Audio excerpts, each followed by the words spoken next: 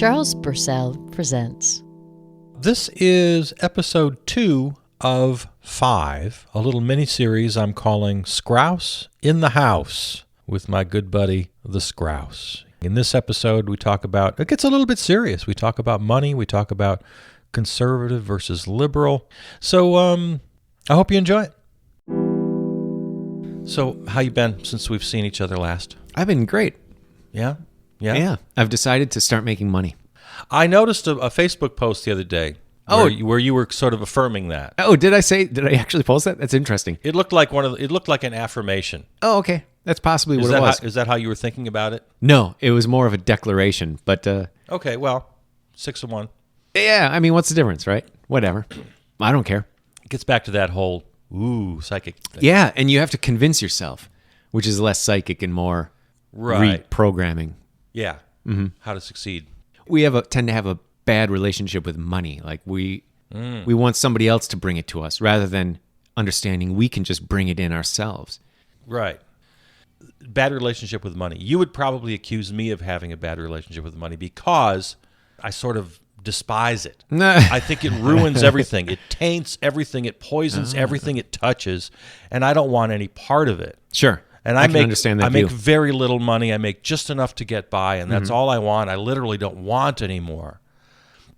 So I would say that that's a bad attitude towards money because money... Right. I expected you would. Because that's a perversion of money. Everything you hate is the perverted use of money. And I hate that too. Mm-hmm. There's plenty of people who take money and they do great things.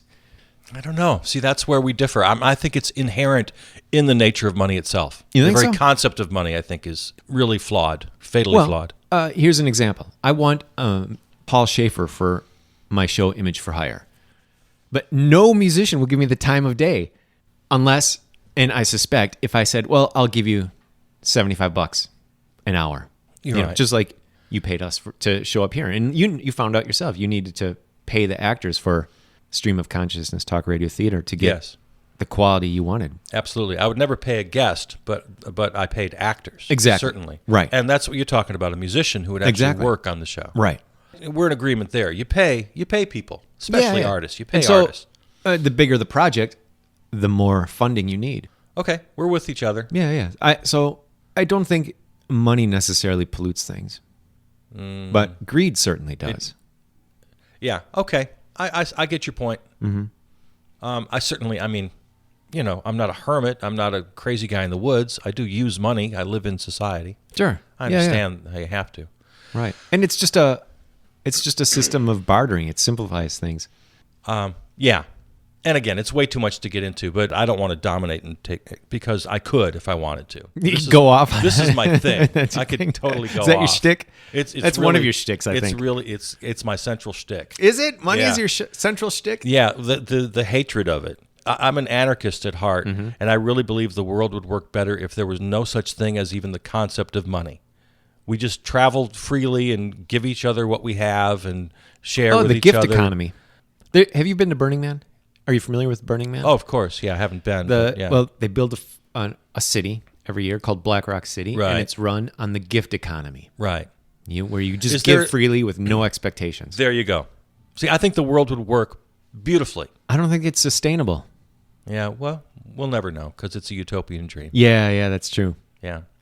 Most utopian dreams never come to fruition. But it doesn't make them less important. I mean, the concept of utopia is vitally important, I think. Yeah. We should always be striving and thinking and dreaming. Sure, definitely. Toward something better, something different.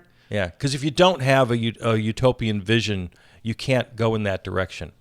At least that's what I think. I don't have any proof of that. No, neither do I. That's just a belief right out of my ass. That's where the best beliefs come from. No, well, it is. Martin Luther said he always prays when he's on the toilet. Okay. Because what goes up goes to God, what goes down goes to the devil. He did not say that. He said that. No, I don't believe it for a second. Let's Google it. He said it. It's a Facebook meme. Somebody. No, I don't think so. He had a thing called Table Topics or Table Talks, and where he would speak crassly. One of his other famous things was to get drunk and laugh at the devil. See, now that rings true. And now, does it? And now that you've explained it a little bit, I do have a lot of faith in you. Oh, do you? All right. Well, these are just things I've heard. I've never Yeah. read them myself. So Have you seen the Facebook meme where it's an Einstein quote? Okay. And he says, I never said half the the internet says I did. That's awesome. And it's an Einstein quote. I do think that 90% of our problems, Sure. most problems go away without money. It's so convenient, though, right? I mean, it'd be hard for me to eat as an artist without money. No, in a world without money, people would still grow food, and it would be at the store. Well, and you just go get it, but and I'd you have take to it home and eat it. I'd have to barter. No, there's no barter because that maintains the concept of money. Oh, there's got to be some kind of exchange.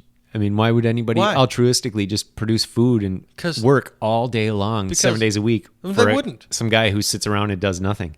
See, okay, this is great. These are extremes, right? I mean, two who's bringing things. up the caricature? But go on. Well, yeah, but the one guy would work as often as he wanted. And he loves growing his food. He gets great satisfaction from it. He loves sharing it with his neighbors. And he'd get up every day and do it. Do you think that person exists? Of course, it exists in all of us. I don't think so. It- That's a it lot of exists work. and you mentioned the lazy guy. Yeah. I think this is the one big hurdle that we'd have to overcome. We have to love the lazy guy. It's like, you don't want to do anything?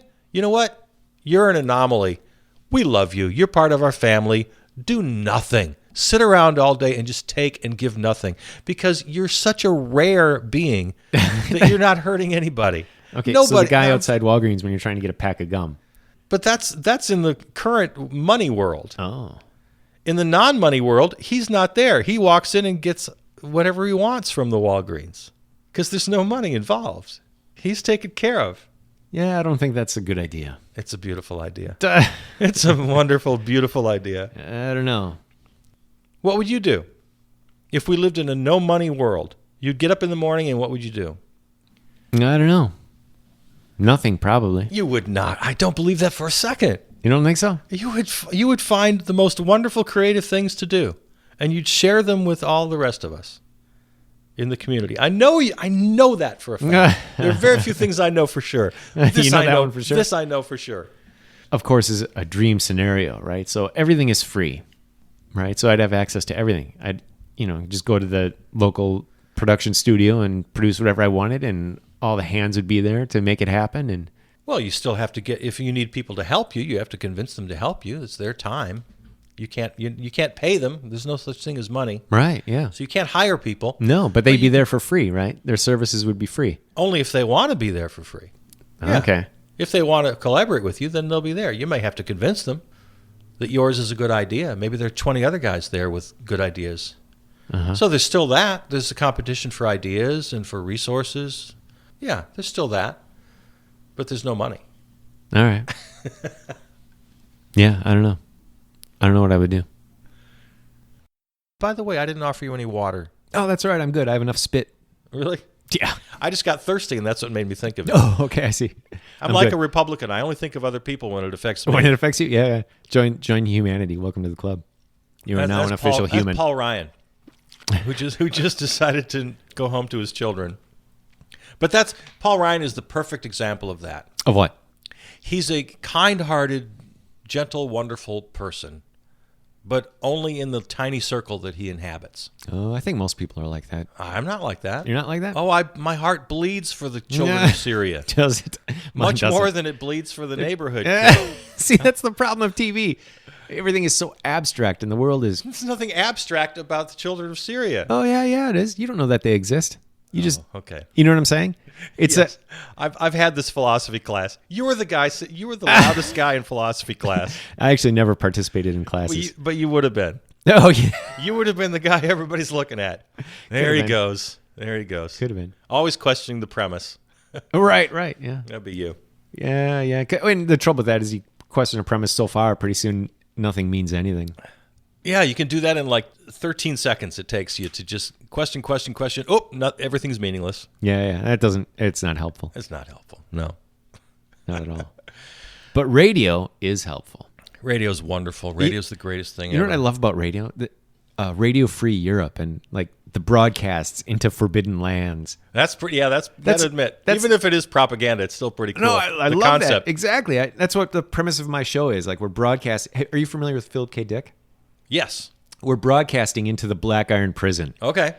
Yes. That's my premise. I don't know if I pull it off with my weird intro or not. I love that concept very much, that you're infiltrating, that you're propagandizing to the people who need it. I had, when I was very young, just a kid, in Lyons, Wisconsin, a tiny, tiny little spit of a town, I was growing and I started to realize, God, everybody around me is just dumb and stupid and Don't you hate that? and I hate small that. thinking. Oh, I hate that so And much. I thought everybody was just uneducated and unenlightened and unoriginal. So my goal became, over time, I thought of myself as the kid from the ghetto yeah. who went out and got educated and then came back to the ghetto to save his people. That was the Okay, sure. That was the kind of metaphor I used. I thought, okay, I'm going to go travel the world. I'm going to learn. I'm going to go to college. Then I'm going to come back to small town Wisconsin and try to help them. Oh, good luck. And boy, think of the ego that is required to have that thought. But it's good, though. It's good at that age to have that kind of ego with that kind of thought, because that's how you get things done.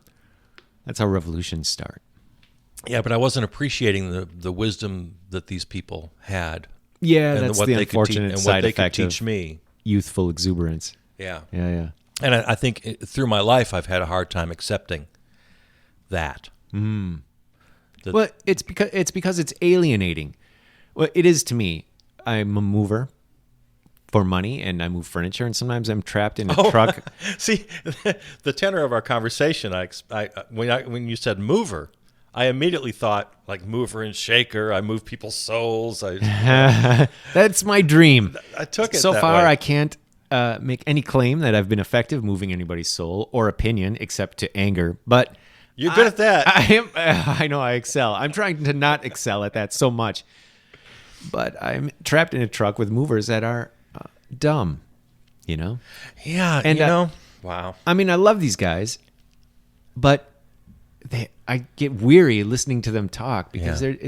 it's negative. It's always negative. Yep. You know, life is so bad, life is so hard, and he's a jerk, they're a jerk. And, Yep. Boy, I know just what you're and talking you about. owe me. You should have sold me the car instead of the other guy who's just flipping it and not using it. You know, Right. so weird attitudes and no thoughts about anything that's interesting to talk about. Yeah. However, they're raising families and they love their families, and that's something I've missed out on. Mm-hmm. So I don't know. Maybe they have a better life.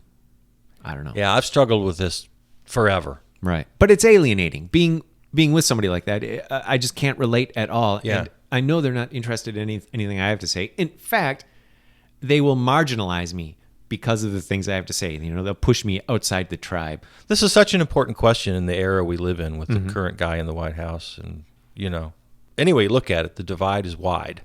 People want to say it's not, but it is. No, of course it is. I mean, Yeah. I see it all the time, right? I'm Yeah. the only conservative in the East Side, and I'm an artist. I'm like an anomaly. You are. You're a pretty weird bunch of things. Right. And Because you are conservative, but you're flamboyantly eccentric and fun and interesting and weird and smart, educated. You're a lot of things all at once. right. And hopefully also fair and loving. Oh, okay. I mean, that's one of my goals. I'm- You didn't mention that. Maybe you didn't notice. No, I'm happy to hear that.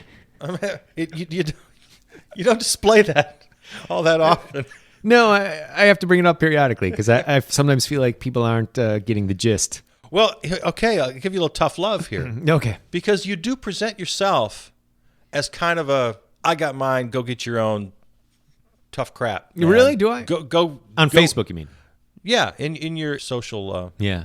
I'm trying to... media world. I've noticed that sometimes I'm trying to present in a way that doesn't sound like that. But, it's hard. When you write a sentence down, people read it with different voices than you intend. That's true. And you can't always be equivocating and apologizing. Well, I might be wrong about this, and you might disagree, but, Right. I do that a little too much. Now, hear me out. I might be wrong, but...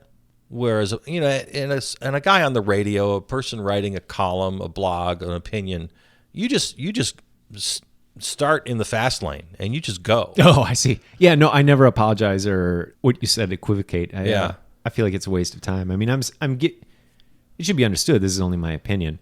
I don't have any facts. And if I did have facts, would those facts actually be facts? That's the thing, that all we know is what we're told, and we don't know what is a lie and what isn't. Food, for instance. All this time we've been told that fat is bad, and so we should eat low-fat foods, and then all the low-fat foods are fake. So they're actually worse than the fat, which is something you need to eat. You need to eat fat. But for decades, we thought the facts were otherwise. But that's just one example of actually having facts that then back up your opinion. No, well, that's an example of having facts that are actually lies. Right. Right. I guess what I'm saying is you said something earlier that troubled me just a little bit about 38, maybe 58 seconds ago. These are just my opinions. I don't have any facts.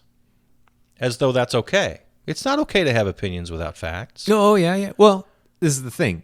What facts can anybody really get, right? What do we really know about what's going on anywhere with anything? I think that's a little too. I think that's nihilistic. You think it's nihilistic? Yeah. If I give an opinion, I back it up with facts. And if I don't have the facts, that's when I equivocate a little bit. And that's when I say, I'm not quite sure about this, but I think maybe such and such and such. Mm-hmm. And that's the rationale for my equivocation. I'm admitting, I don't have all the facts on this, but I think it's worth exploring and worth thinking about. Whereas if you just, as we said earlier, the guy with the column or the blog or the show who just bops it out there with nothing to back it up, I think that's, that we get into the whole kind of bad information, fake news world of Well, things. A lot of these things are only opinion anyway, and I don't know. I think we're finding a real difference here. I don't think there's such thing as only opinion. Okay, well, first except of all, you like blue and I like red. I mean, we'd have to apples and oranges. Talk about a specific thing. I'm thinking of let's get out of the theoretical and talk about something specific. Okay, for instance, the effects of feminism. Okay, good. You've written about this. I've read. I have on social media. Like you've said, I haven't been clear. There's been 2 or 3 waves of feminism. Right. And my favorite feminist is Camille Paglia. Yeah. I love her. She's brilliant, and she's right. But other feminists since her have polluted her message. Or not even her message, but the early feminist message. You kind of canonized her. She's one of many voices, and I think she's brilliant, but I don't just take her word as Bible. She's one of many voices. Not. Sure. I don't think the third wave of feminism is the best way of going about things. Okay, that's fine. I feel attacked by it, and that makes me resist. Yeah. And so I try to think about it, its merits, and I don't find it compelling. Right? So that's a good example of an opinion. Right, exactly. About a very complex issue. Oh, yeah. And that's the trouble. With long history and many voices. There are facts involved, but it's largely interpretation, which is opinion. Yeah. You know what I'm saying? So I have an opinion about the opinion. Okay. And that's where I would be bend over backwards to be honest about the fact that I don't know all the facts. And then I would couch it a little bit and say, this is an idea that I have about this third wave of feminism. To be all pontificating and sure of yourself and all cocky about such a complex issue, I can't do that myself. And I find it less useful to do it that way. Yeah. And offensive. And confuses dumb people. Oh, Dumb, I suppose, and let's admit there are dumb people. Okay. They read somebody who has a good flair for language, or maybe they look really cool. I noticed on Facebook lately they're really great-looking people giving opinions. Oh, interesting. There's this really handsome guy. He looks like a male model, and he's giving political opinions. Okay, well, you have to be beautiful and handsome now. Yeah, well, and then people will watch you, and then they'll believe you. Sure. Do you remember when you could be ugly on TV? Oh, those are the days. I love those days. The best TV ever. There were some ugly people. Oh, my goodness. But Ayn Rand, the ugliest of them all. Oh, yeah? She was a frequent guest on panel shows. Was she really? Oh, she was interviewed. I had no idea. Interviewed by people like kind of. I know she was on Phil Donahue. Oh, yeah. And I'm trying to think of the early days, the early CBS guys, when news was kind of serious. They'd spend a whole hour. Right. It used to be like PBS all over the place. That's true. I remember those shows. Two guys in chairs. Yeah, just sitting there smoking, talking about Smoking. talking about political philosophy. Oh, Ayn Rand, she always had a butt going. Did she really? Oh yeah, she was That's a chain amazing. smoker. Wow. Anyway, Those are yeah, the days. Ugly on TV. Yeah. That's the name of my new band. Ugly on TV. Yeah. That's a good name. Yeah. I really do want to get back a little bit to your opinions and facts problem, as I'm defining it. Yeah. Now, you described yourself as a conservative. Mm-hmm. And as a self-described liberal, I have to ask you, don't you give a shit Oh, I do. about people who need help, about poor people, about people who are screwed and can't find jobs because robots and Chinese are doing all of them? And I mean, there are people who are really screwed, and I don't understand the conservative point of view on the screwed people. Okay. Well, I can't speak for the conservative point of view. I can only tell you what I'm thinking. Your point of view. I care for the people I know, right? And the people I've talked to. Mm-hmm. Everybody else is really just kind of a statistic and an abstraction. And if I say I care, it's really more of a theoretical care because I don't even know who they are. I've never seen them or met them, Mm-hmm. Recently, I saw a video about the Skid Row in L.A. Oh, yeah. And I care about that. That's bad. But the faces that I saw for milliseconds as the camera panned, do I care about them individually? Yeah, I don't know. I have to say that I probably don't. Right? And if I do, it's to a much lesser degree than I care about you or my friend who hangs out outside Sendik's that I can't bring myself to give money to. So I think that's a very honest assessment of how you feel about that. I described Paul Ryan earlier as that guy. Mm-hmm. He loves and understands the people in his circle and doesn't quite care about people outside his circle. And you came right out and said that. Yeah, because I don't think it's true to say that you do. I don't think you possibly can. So when I say that I do care about the people on Skid Row and the child in Syria, you think I'm lying or fooling myself? I don't make that judgment. I just wonder, does he really? Because it's possible, I suppose, that there's something in you that can, and there's something in me that can't. There's different personalities. But at the same time, maybe you are fooling yourself. I don't know. I mean, how do you feel about the kid in Syria, the hypothetical kid in Syria? I feel heartbroken. And if how I can knew, you? I mean, we don't even know what kid we're talking about, and you know what I'm saying? How can you be? But I know they're there, Yeah. and I can see a picture in a magazine. That's a real kid. Okay, holding on to his real mom. Now that's something real, though. That's not a hypothetical kid. That's a kid in a photo. I can care about the kid in the photo too. Yeah, but the article next to that photo tells me that there are 10,000 more just like him. Yeah. But how long can you maintain that concern, without having any means to do anything about it? Yeah, it's not easy. It's not easy. It's painful. I don't know if this happens to everybody, but certainly among liberals, there's this fatigue that sets in. Yeah, I'm sure. I just can't deal anymore. Let me just go get an ice cream and a manicure and forget about it for a while. And there are plenty of opportunities out there to go forget. Oh, yeah. We live in the land of forgetfulness. Yeah. The Elysian Fields. That's the name of our country.